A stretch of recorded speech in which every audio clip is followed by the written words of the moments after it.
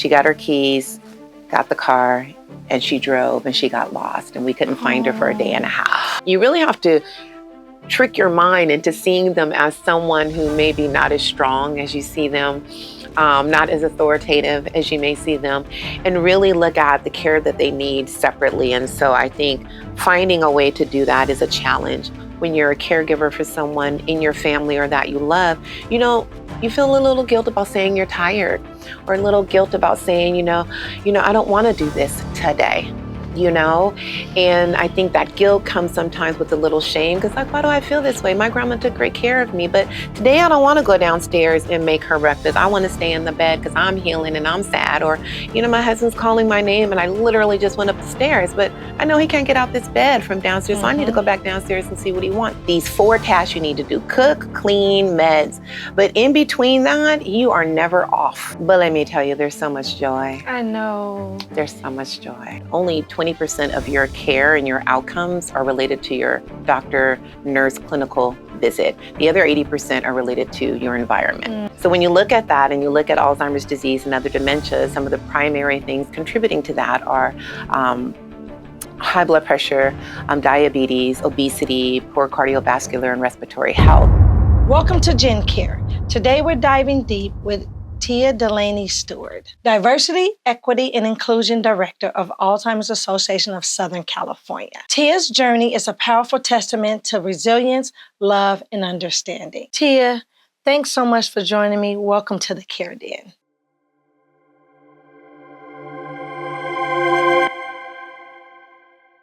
So, hi, Tia. Thank you so much for joining me. Of course. Welcome to the Gen Care podcast, but in this room, it is called the Care Den. Oh, I like that. Yes. So first thing first, you have to open the gem box. Okay. And pick something and then read it out loud. Oh, okay. It's from a prior guest. Oh, it is. And they left you a gem. Okay. So you just grab someone's gem. Do I need to read who it's from? Yes. Okay. It's from Tari Dozier. Yes. Okay. And it says, your healing may be in your ability to forgive. I love that. I love That's that. nice. I love anything that talks about healing. Oh, and just put it there. Okay. And Tari actually was my first male guest on here. Oh, okay. So so this is very exciting. Oh, that was a good one. Nice. I like that. Yeah, I like that. I like that one. So, all right, we're gonna talk. We're gonna dive on into these conversations. Yeah. So tell us about what you actually do at the Alzheimer's Association. How did you get started with that? Okay. So it's really interesting, my journey with the Alzheimer's Association, because as a nurse working in community, I really never thought about going back into that corporate world. And so what happened was, as I was in community educating folks on high blood pressure and diabetes, and realizing that correlation with Alzheimer's disease, I would go into homes and people would have a loved one. So maybe I'm going to give someone an IV, and their mom or grandpa was there, and probably 30-40% of these homes, they had no idea what dementia, Alzheimer's disease, vascular dementia was. And so I began to just learn about the disease more, because you don't learn a lot about it in nursing school. Right. And then I went back out and I just started teaching about it all the time. And then, so at the lounge, drove stogies, me and my husband, we had the Burn and Learn. And so I would be going there teaching them about all things. And one thing was Alzheimer's disease and the differences, the different types of dementia that people can actually have. And someone from the Alzheimer's Association came to the lounge and saw me there. And they said to me, "Are you a volunteer with the Alzheimer's Association?" I was like, "Who?" And I said, "No." And they said, "You should be." And so I became a volunteer many, many years ago. And then fast forward right through COVID, they developed the role of directors of diversity, equity, inclusion. Oh, wow. Because they really wanted to become more intentional about the communities they served, reached out to me as a volunteer here and asked me if I wanted to apply for the role. I did. I got it. And I've been there for almost 3 years now in this role of the director of DEI, really serving in our LA space. Yes. But we service a lot of counties from our chapter, but really focusing on that intentional education and awareness, but also clinical trials and engagement for diverse communities, with a real emphasis on our Black, African American, Hispanic, Latino, and our LGBTQ plus populations. Wow. So that was my journey there. Unexpected. So you care for your grandmother now. She has recently moved in with you. Yes. Walk me through that journey of like witnessing, because she has some early stages of dementia, correct? Yeah. So being that you are very skilled in this field, walk me through that journey of like, what was the first aha, like there's something going on? Yeah. So my Nana, she has always been a strong, independent woman. We were born in the East Coast. We're from Boston. And so she's always been one to take care of herself, always been very independent. I'm sure that's where a lot of us get it from. And not independent, like she's been married and all that. It's not what I mean, just in charge of her life. Just recently, maybe in the last 3 years, I think with COVID and her losing one of her children, which would have now made 2 of her children who have passed away. And so my Auntie Laurie passed away, my mom's sister, her daughter. And I think that change made a really drastic change in my grandmother's life. And we began to see her kind of just reverting in. My aunt lived up the street from her. They engaged almost every day. And then again with COVID, I just saw some changes in my Nana. Okay. And so she was already then about 92. So you know what I mean? It was like crazy because she's already 92, and most people expect a 92-year-old already to be showing maybe some signs of needing to live with someone, but she didn't. I think last year I really began to notice her repeating herself. And so it wasn't that she couldn't really take care of herself, but she was repeating herself a lot. And she was just showing just some early signs of forgetting something she said to you, but that was really it. Right. But that still comes with older age too, however, but you are expertise in what was happening. So, yes. Yeah, she was doing it in a place where she would repeat herself and forget she said that to you. So that was the kind of thing. You'd be like, Nana, didn't we talk about that? But it still wasn't a big thing.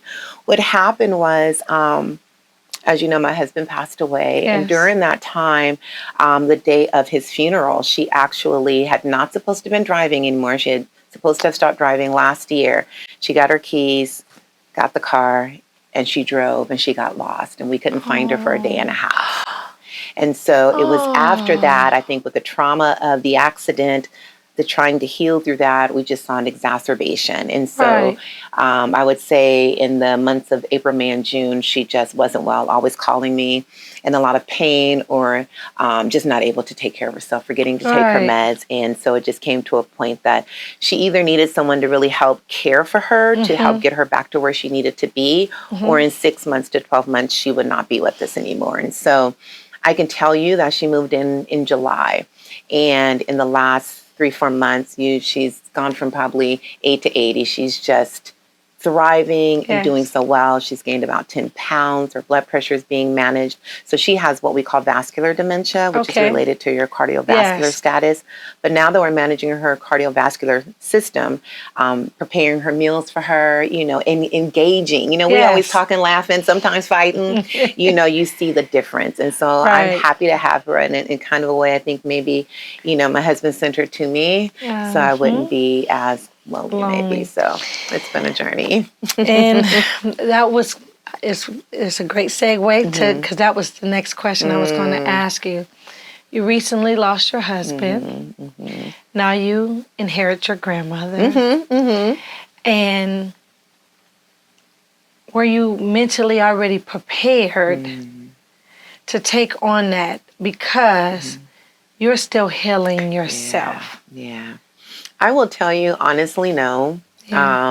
It wasn't. It was just, quite frankly, in our family, no one was prepared to do it. And I am extremely assertive. Yes. You and I are very similar in that. And so we're just going to take the lead. If someone needs to do it, and I was like, well, I'll take the lead. And I always had said my Nana could move in with me. I'd always said that to her. But I used to say that to her prior to my husband's passing, right? And so me and my husband had talked many times about if his parents needed it or if my Nana or anyone needed it, how we would take them under our roof. We already have that agreement. But taking her on at that time was not in my plan because I was still lost in the fog. But I did it. My sister lives close. My cousin, Tony, who is her sister's son, he lives close, and they're very supportive. Having my daughter move in has been great because she's very supportive as well.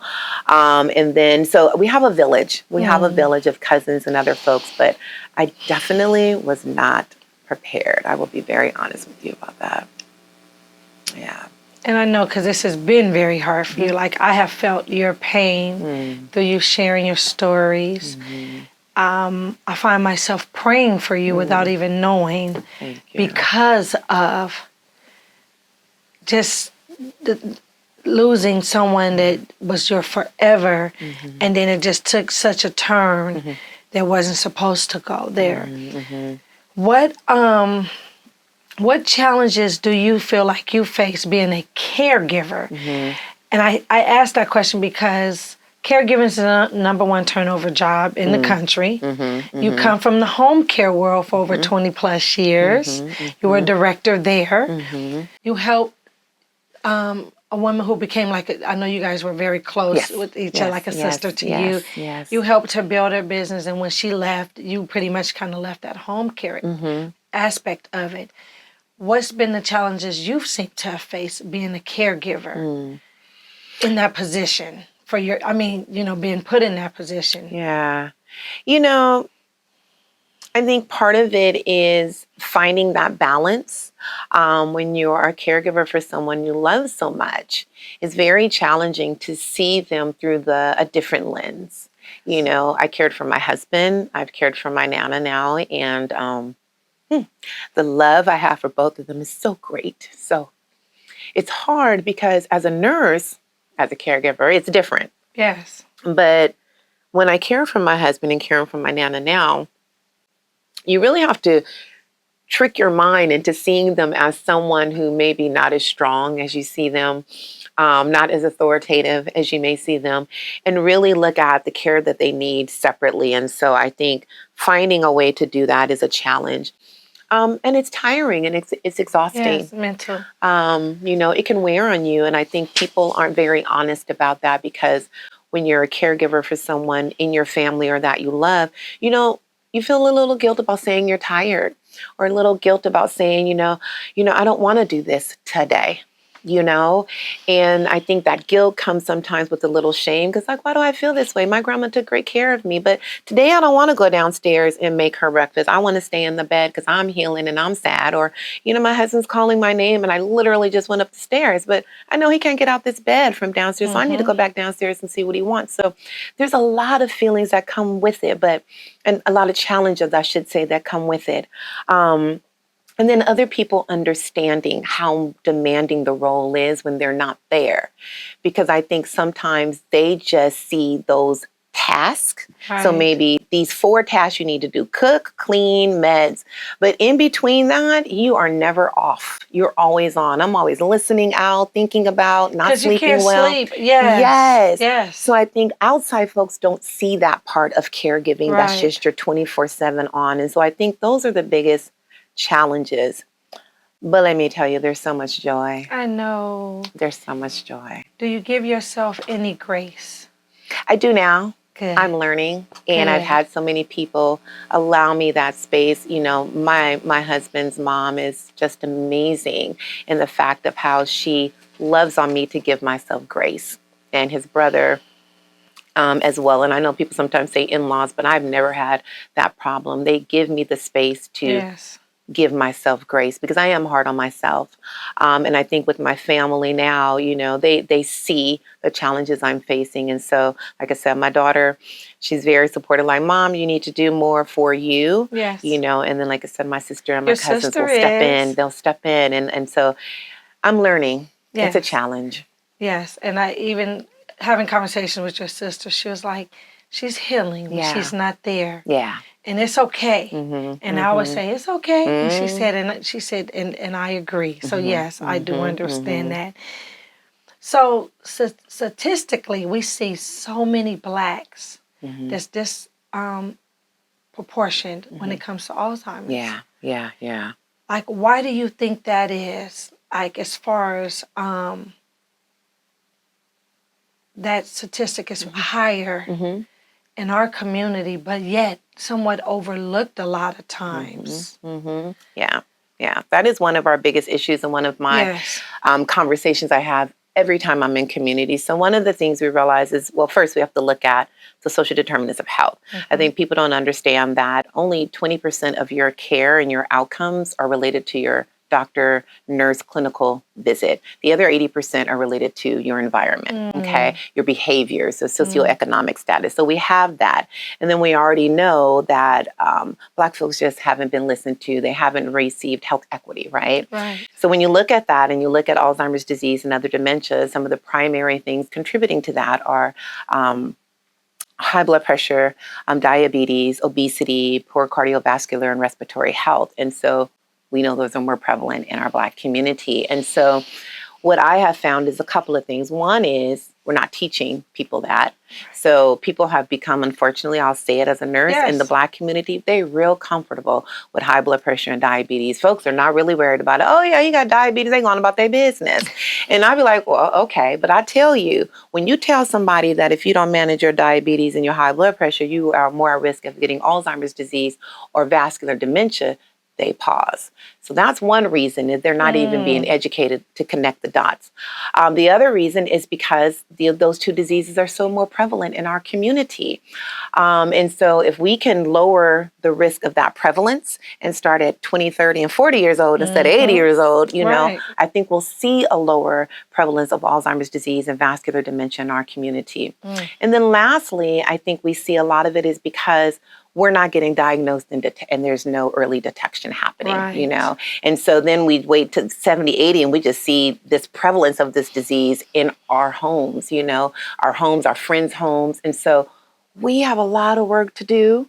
You know, the Alzheimer's Association, like I said, has been very intentional about having us do this work, but it's a lot of work, Leslie, and it's gonna take a community, and it's gonna take changes from high up before we see changes lower down. Yeah. In order to pass that information on. Yeah. And you shared earlier that you did not want to necessarily go back into the corporate America world. And I know that because we've had those conversations from when we first met. But the passion that you have, I think that corporate America world per se needs you. And I'm biased because I'm here to tell y'all I wanted Tia to be my director of operations for Ultra Care Services. She did, y'all. I was just in my healing stage. And she was in her healing. Originally we had talked, and then it was just like bam, and then she wasn't ready. But then I was part of it's no secret, I'm an Alpha Kappa Alpha sorority incorporated woman, so I'm an Alpha Kappa Alpha woman. And I'm the chairman of the health department and the committee.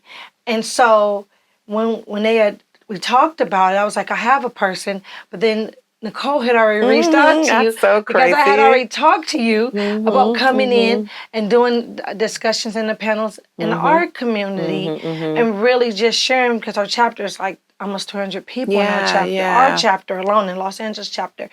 So I say that to say, I remember telling my husband, I was like, oh, Tia's going to come.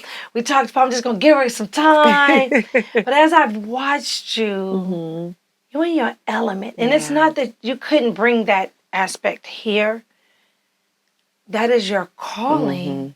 Because even me watching you last week, we're doing a few series of educating the Black community in Alzheimer's versus dementia care, because people think it's the same and it's not.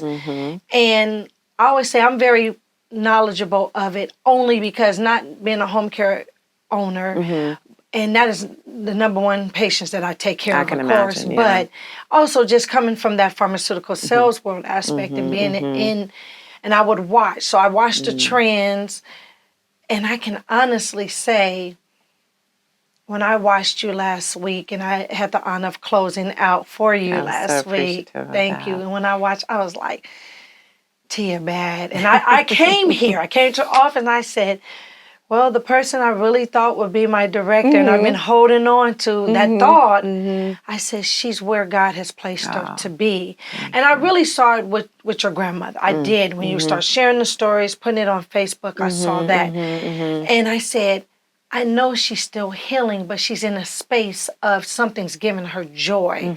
And you're doing what you love to do. I am. And there was, so if you notice, I never called and asked anymore. I wanted to.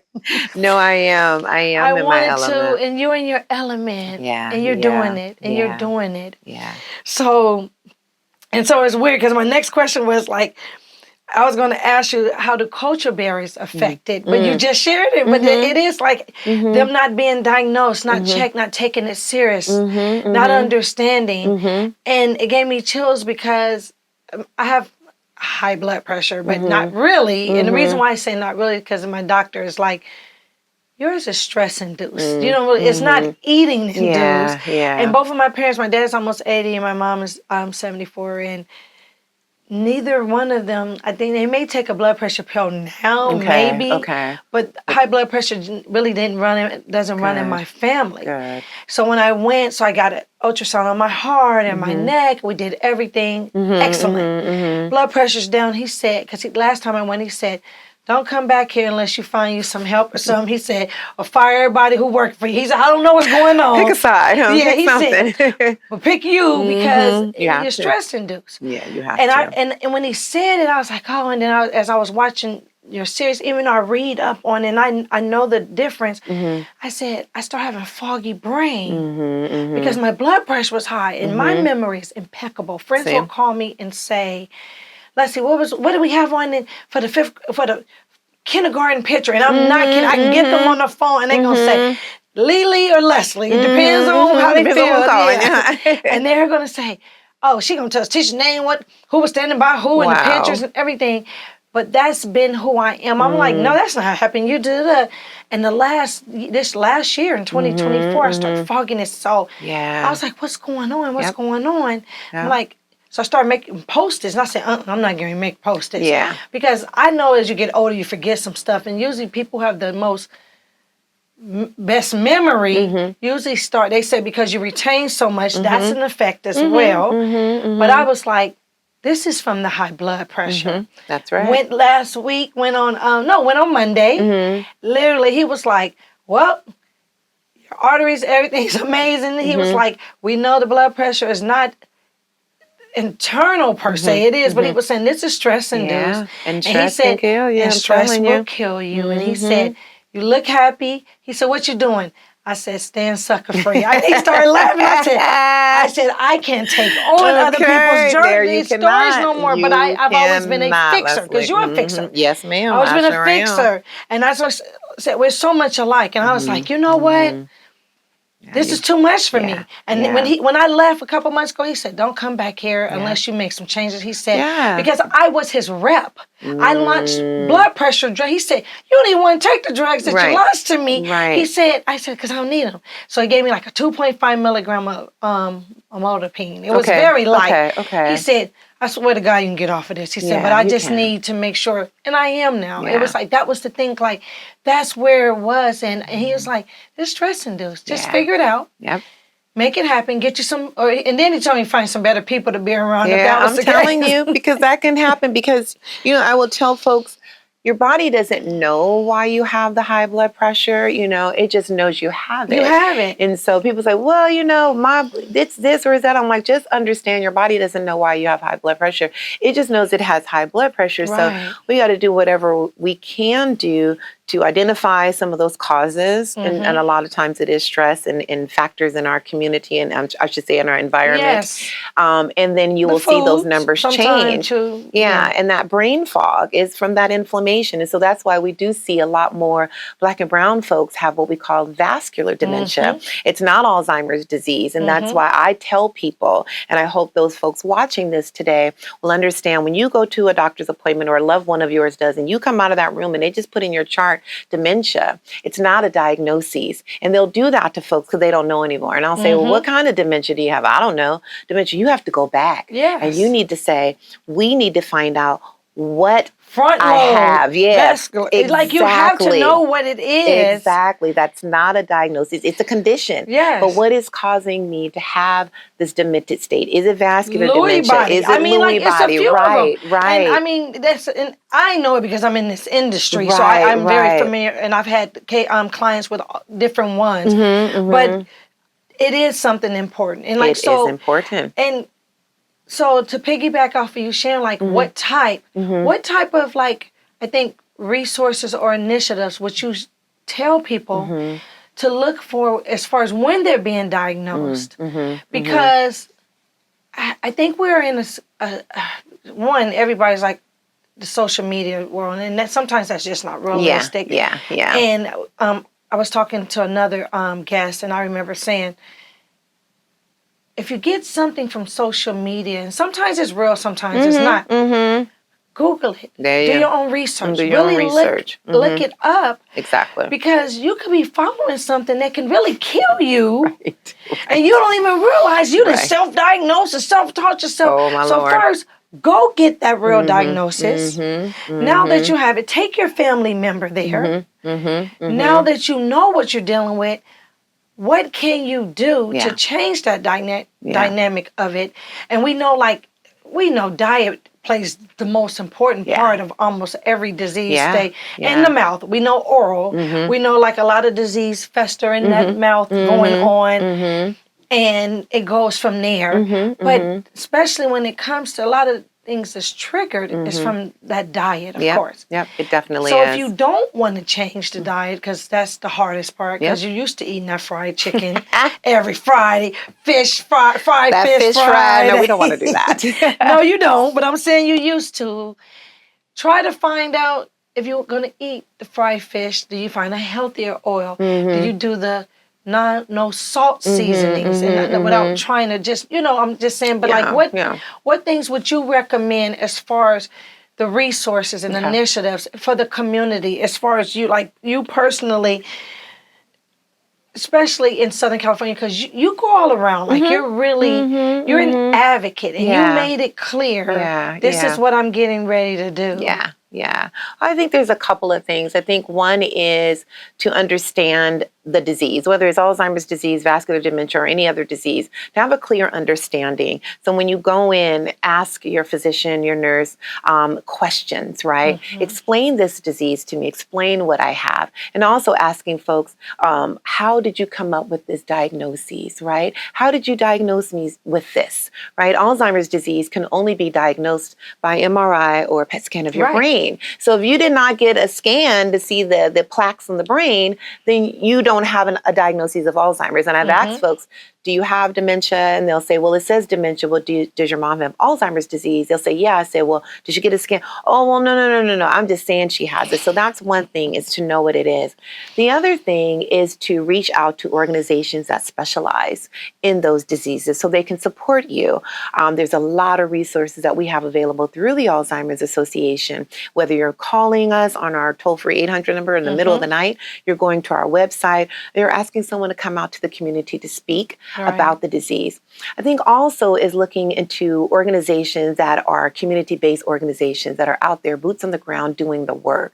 There's advocacy programs, there's resources for healthier foods, also programs that help you learn how to cook those healthier foods, right?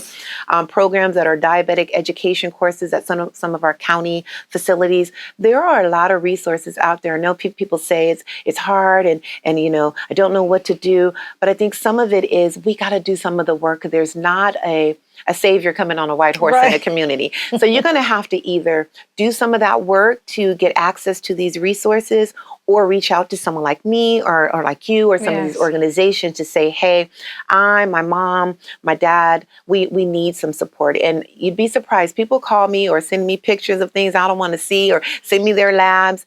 And the majority of the time, I'm able to help them. But there are so many of me's out there. So I think that's the thing, is know your disease, have some questions ready, and then be available to be your own advocate or have someone that can do that for you. Now, you just said there's so many me's out there. Do you feel that there's like to use just in LA County? I would love for you to tell me yes or no. And it's no shade. It's no shade to anyone else. But do you actually really think there's like two different people that can equate to the passion that you have, the knowledge that you have? I'm going to say no. I know you're going to say no. And I'm going to tell you this. I think my passion for our community, especially this LA South Black African American community, you'd have to find someone. It'd be hard to find someone to match my passion in this space. Really, especially as a nurse, because I think I have that full background in that. But I have run across so many people that are passionate as far as allies. So maybe a passionate doctor who's an internist, or a passionate social worker, or people that are passionate about housing and food insecurity. So it's that village mentality that's helping our community. Because it takes more than just one person. That's so right. I do agree. That's right. I do agree. So we're going to pivot a little bit. Okay. Friday you posted, and it just broke me down. I'm not even going to lie. I cried for you. Like, it was this many Fridays. And I can't remember even the number. 48. I know you know. If it was that Friday, I remember that was 48 Fridays of not having Jakeem with you, your husband. And because I can feel the grief. Not even when I see you, even when you're out and you're really trying to have a good time, because I pick up energy.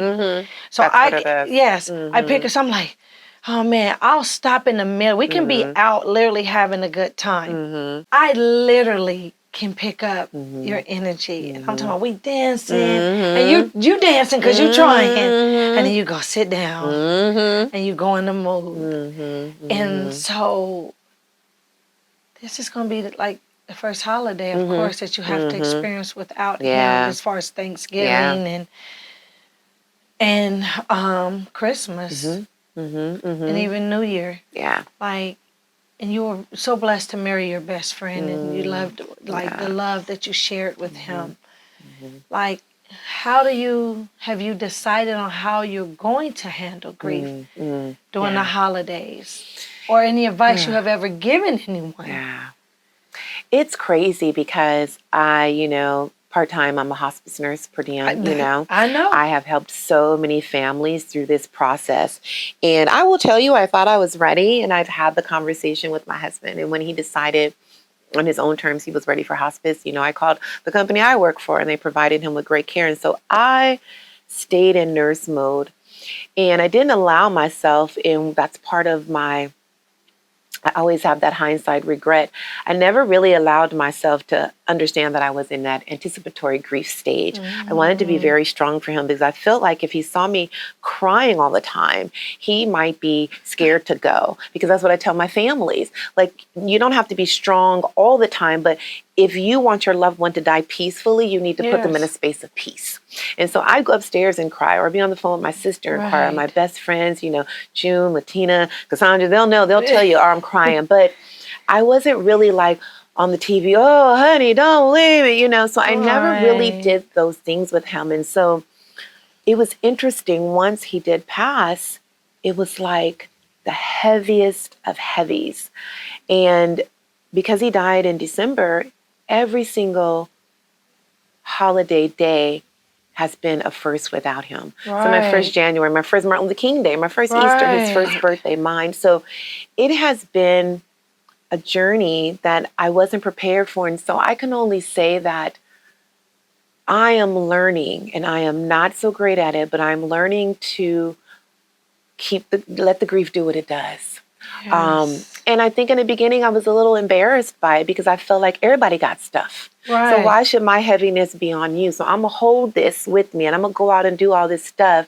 And that's what you would witness me being out. But then it's so with me. It's right here. It's so 24/7. I could pick it up. I'm talking about, I could walk by and go, ooh. It's with you, Leslie. I would just hug you and like I'm praying for you, because I could pick it up and you would be smiling. But I pick up energy. So I'm telling you.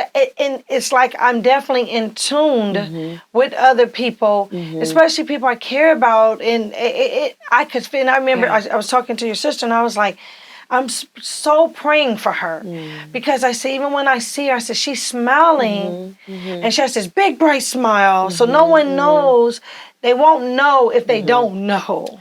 That was a thing. And a lot of people, Yes. so that was the thing I will tell folks is, I will tell you this, first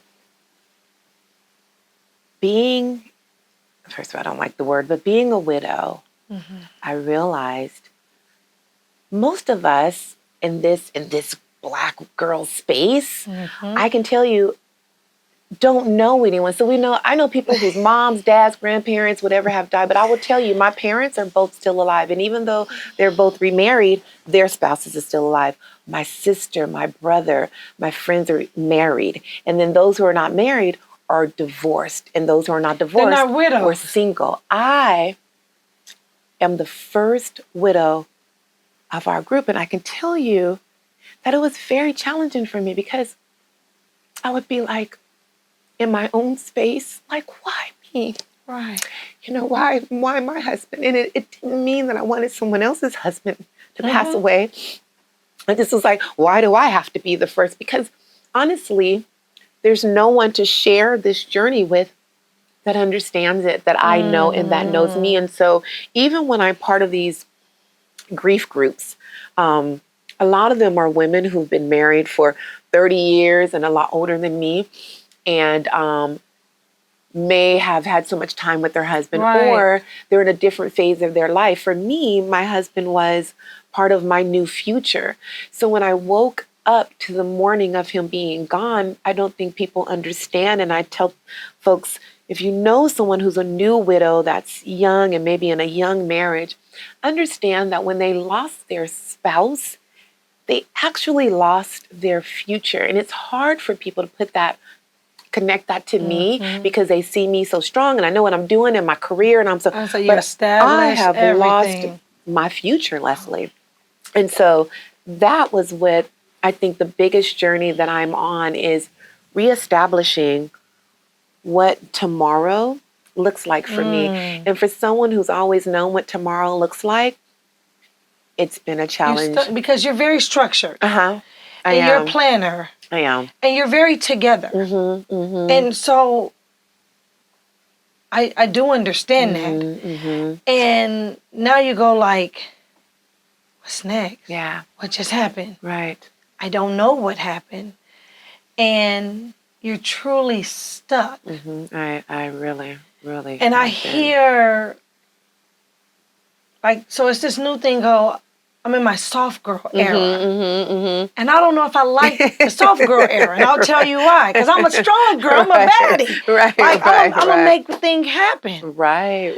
So when I hear people like, I'm in my soft girl era, I'm like, why? What does that mean? What is that? Right. What is that going to do? Is it going to pay some bills? Like, okay, things didn't go well. Right. So rewind, regroup, and let's go ahead and kick some more butt. Yep. But it could be, I would prefer someone to probably say, I'm in my healing era. Yeah, I think that's better because for me too. it's hard to forgive sometimes. And it's hard to let go. Those are the things for me, I think that I would love to hear or see. To help find people go through that. And I know it's where you said, like, you were asking, and you've been on a healing journey. You've been on that healing journey. And I know sometimes you feel you are alone because you're a whole widow. Yeah. Who's a widow at 50 anything? To be a widow? You want to be a teacher, a doctor, you might even want to be a butterfly. But nobody says when I grow up, I want to be a widow. Right. And I could be, honest, like, I was married before. Right. And it wasn't the same. It wasn't the same. And I used to say I didn't want to be married. And I realized that in marrying Jakeem, it was because I wasn't in the right marriage. He was designed for me. I learned so much about love through him. And for those who just knew the outside Jakeem, the inside Jakeem was just magnificent for me. Yes. We were not perfect. We were just perfect for each other. And that's what I think bothers me so much, because I have said this to God, like, why you let me wait this long to meet this man that you designed and created for me, and then you take him away, you know? But I know there have been lessons I've learned. I know that I helped him on his journey. Right. He was able to die with the dignity he deserved and under his own terms, as me being a nurse helping him through that journey. Yes. But I know that he taught me, girl, he taught me so much how to be a stronger, better person. He believed in me. I believed in myself, but girl, he believed like I could fly. He used to make me feel like I could jump off a tall building and do this. Oh my God. And see, I can relate. And I'm going to tell you why I can relate, because I was married before and I did not want to get married again. See? And at the time, my boyfriend, which is now my husband, he didn't understand when I was like, oh, I don't know if I want to be married again. Had nothing to do with him. Nothing. It was the whole, I kind of feel like I had already failed it. I did it. It didn't work. Girl, you're not like for me. That. So it's not for you. Yeah, it's not for me, but I don't knock it. And so I was okay with it. And I could be the third wheel to all my friends in their marriages. But I wasn't about to be going back and forth doing that. And I remember, and then he cheered me on. He was my fan. He loved me unconditionally. It was so much more to it. Yeah. And he had become my best friend. And at that moment, I was like, if I ever thought I didn't want to be married again, I realized I did not marry the right person. Yes. And God placed the right person in my life for what I needed at that time. Yeah. And my husband literally pours into me for what I need. See. And that's to me right there. You are a strong woman like I am. Yes. And I think what the men that God gives us are men that highlight our shine. A lot of men, and I remember my stepdad, I hate to call him my stepdad, he's really like my dad. He always would tell me, don't dim your shine. You know, you gonna find the person for you, but don't dim your shine. And I used to always worry, like men would come and I'd be like, oh, they want me to minimize me, or they're intimidated by me, or whatever it was they were. But Jakeem lit my shine. He turned up, I may have been 80 watts and took me to 100, right? So my husband is my number one fan. He is going, even when I'm like, oh, here we go. Girl. He's not allowing it. Hands down, he's not allowing it. And I love that. And I always say, God gave me what I didn't know I needed. There you go, because I didn't know I needed it. I'm telling you right now. Because we're strong and we're vibrant. We're like, we got this. We're going to figure it out. Oh, we got past all this too. So definitely. So what resources would you tell anyone for when they're on their healing journey? I think, there's a lot of self-help books out there. There's a million of them out there. 1,000 plus. I think the first thing to do is just be. Don't go out there reading online and, just be. A lot of folks sent me stuff and I got a stack of books and all this stuff, and I realized I needed to be. So I would tell folks to just be in your grief, be in your space, allow that. It's been almost a year for me and I'm just learning to just be in my space. And so now that I'm learning that, then you can go on to what's next that's for you. But I love that because I don't know if there's a journal out there for that. It's a couple of people that I've lost, and I find myself driving and crying, and like he's a play brother of mine, but to me, blood couldn't have made me and BB closer and B passed, and it was very crazy. And he was not supposed to die, like he just was not. And he had been with his wife since 14 years old, since we were kids. So they grew up together. And I tell her, I said, I don't bother you as much because in my mind, sometimes I think people don't give you the grace or the space to just be. Just be. I just want to be. And figure it out and all that. And I know for me, it's like, I think 2 weeks ago, I was like, oh, he doesn't live too far from where I grew up and my mom. And I was like, I'm getting off.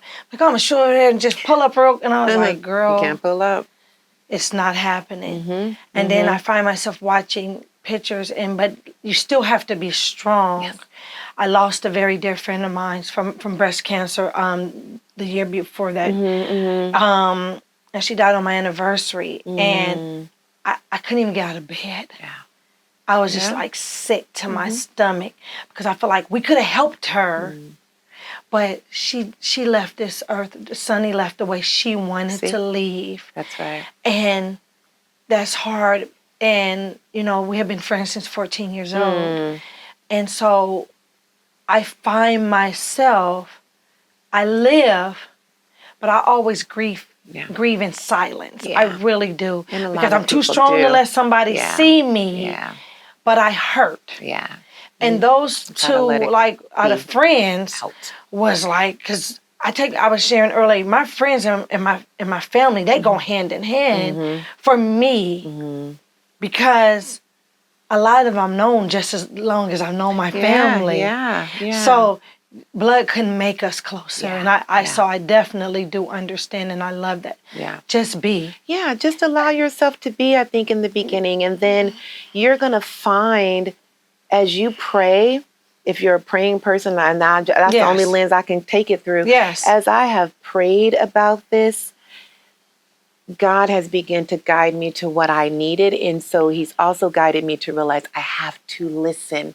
I didn't take off work. I've been, like I said, the capacity of taking care of my grandmother. I've just been going and going because I felt that was my busy. And so listening to God to just be has been helpful. Sometimes I don't answer my phone. Sometimes I don't want to talk to people. Sometimes I'm going to miss an event, and I'm learning it's okay. And it's not the quote, like you said, the soft girl era. Yeah. It's my healing era. I hear Jakeem saying to me, take care of yourself, you know. So there's times now when I turn on my block and my heart doesn't skip a beat, because before I could turn on my block, let's see, and I couldn't breathe because I've been out all day and not thought about it. And as soon as I came to that block, it was like, oh, he's not home. Oh, my husband's dead. It's crazy. You knew your husband passed away all this time. You turn that block, your husband is like deja vu. And so just being is allowing just whatever is supposed to happen. Everybody else, they might have to take a side. Yes. So I would tell people to just be and then figure out what you need next. Just be, pray, and figure it out. One last question before we go. We have a thing called rapid fire chat. And it's like quick liners. Like, so how can families support their families with dementia or Alzheimer's? Like what like their loved ones, like what would you suggest? I think the first thing is to just be patient. Yes. If you do have a loved one that has a diagnosis of Alzheimer's disease, vascular dementia, be patient and identify that this person is going to change. So there's nothing you can do. And you saying, you know, don't you remember and don't you, that's not. So you're going to have to learn how to change. It's very difficult for us with caring for a mama or a loved one, but you're going to have to change. So be patient, give yourself grace, and get all the resources and support that can help guide you through this journey. Reach out to resources that can help you, because your loved one is not going to go back to who they were, but they are still who they were. And if that makes sense, that's what I tell you. They can't go back to who they were, but they're still who they were. Yes. So in this cloud of confusion sometimes my Nana will have, I'm telling you, she is still the same old fun Nana that she used to be. And tomorrow she's going to ask me that same question you asked me yesterday, and we just going to... But it's the patience. Just be patient. Some caregivers are calling like, she keeps repeating herself. I'm like, you are so dementia trained, you're so Alzheimer's trained. Like, are you kidding me right now? It's not going to change. This is a disease state. You now have to change in your mindset. And I do focus on dementia, early stages of dementia here. Program now bringing them in, families letting them come in. And it's called the 5 Alive program, and just focusing on 5 pillars of things and really making sure, keeping them active, keeping them busy, and allowing them to just be. Just letting them be. During those early stages. It's yes. And at least try to prolong it as much as they can, because I think a lot of times when something traumatic happens is when it really impacts them. It can. A fall. It can. A death. Any type of thing. I think it'll just onset it. It can be some triggers that just some triggers, yes. Some of these feelings that people have. And so I think you have to be aware of that. And then I would also tell people to be prepared. Yes. Physically, fiscally, and emotionally, because your loved one, this is a terminal disease, and they are going to need total care somewhere along this journey. Yes. So you have to be prepared, and we're not financially prepared often. So that would be the and we've had I share with them. Thank you for sharing that, and trust me, we literally had we did an episode about that earlier today. Oh, that's good. So it's going to be it's definitely like being financial. You don't know. Self-care ritual. What's a self-care ritual for me, I'm a little nerdy. So my self-care really is reading a book, a good book. I go to my room, I read a good book, or I'll go outside and, I smoke cigars. Yes. And I smoke a good cigar and I read. I love reading. And so I think hair and nails are just necessities. Right. I don't care, girl. That's just what you got to do. So I agree. It really is. I love it. It's my escape. So, holiday coping strategy. So this year, it's very interesting. The other day, I went online and I pushed send, and I'm going on a 7-day cruise by myself for the holidays. I will not be here. And as you should, and so you chose yourself. I chose myself, and I'm going. I love it. And I love it. They're like, going with you. I said, there was somebody, I think. Me. They said, you're going to be by yourself. I said, no, there'll be 3,000 other people that I don't know, and they won't ask me for anything. So absolutely. And you don't have to cook a meal for them. I don't.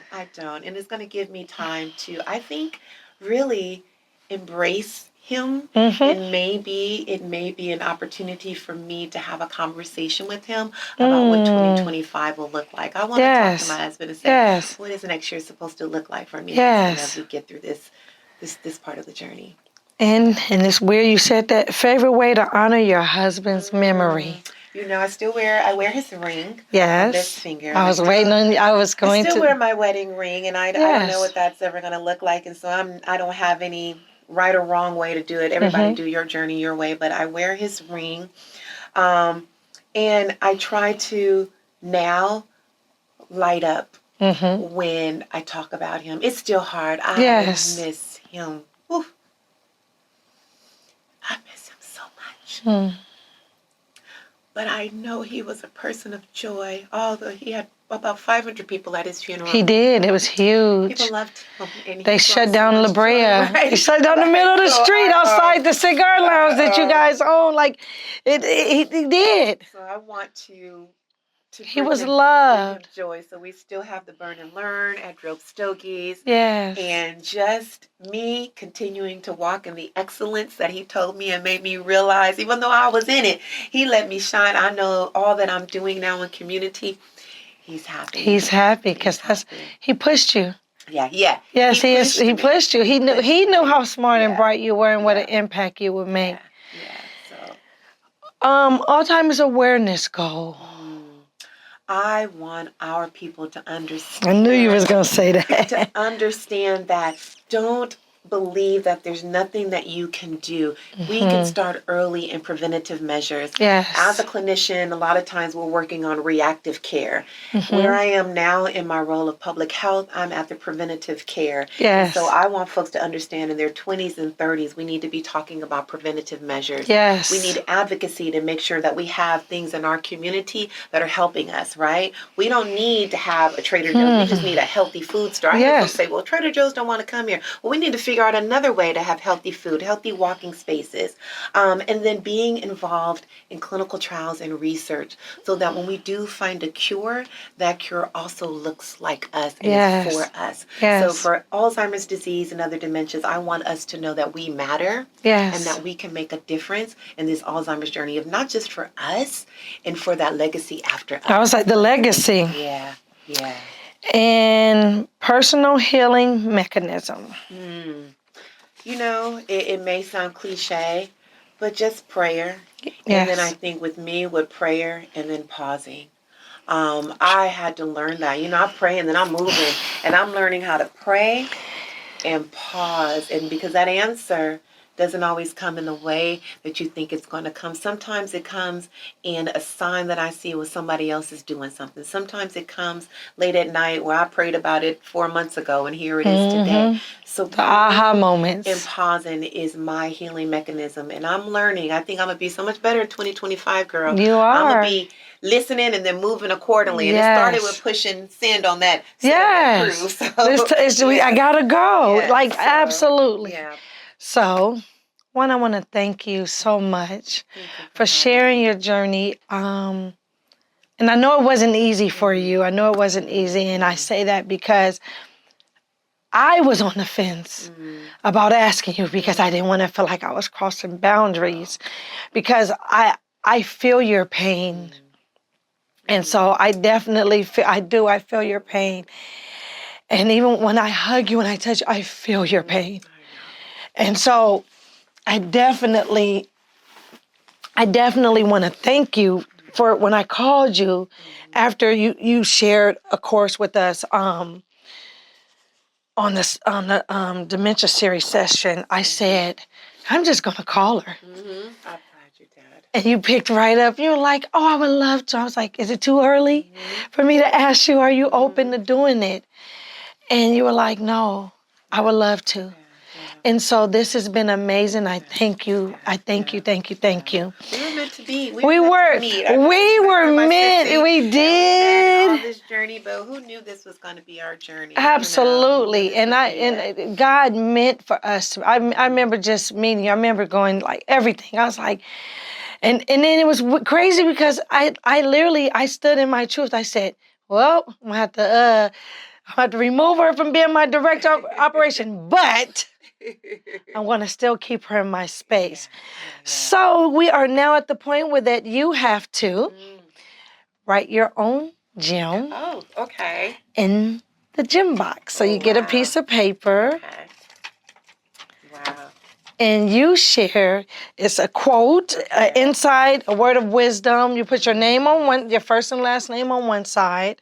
Okay. And then the second, on the other side, you write your note. And then our next guest, if whoever pulls you, they will read it out loud before they start. This is great. My sister's really good at giving like little cards and stuff with little quotes and words to use. So now I feel like, well, it's something on. You have to do what you, fold it in half and throw it on in there. I love that. So you do this at family gathering. Yes, it's important. It's important. So thank you. Thank you. So we now have a gift for you. Oh, wow. Oh, my goodness. Yes. Oh, my goodness. Bring me back. So thank you for coming in. We give you your flowers while you still can. Because this is, we call this the care den.